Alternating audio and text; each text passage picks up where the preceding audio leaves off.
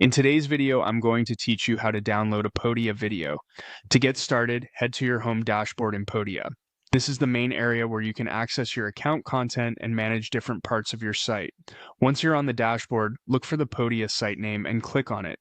This will take you into the specific area connected to the content you want to work with. From there, click on Admin. This section gives you access to the backend tools for managing your files and other site assets. If you're following along for the first time, just take your time here so you don't accidentally open the wrong section. Next, click on Files. This is where Podia stores uploaded media, including videos.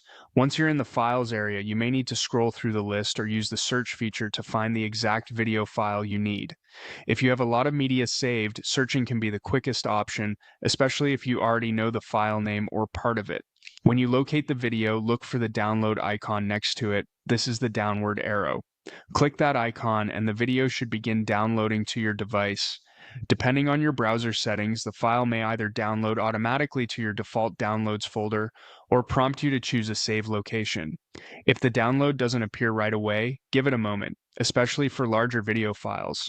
It's also a good idea to make sure you have enough storage space on your device before downloading. And that's it. That's how you download a video from Podia quickly and easily.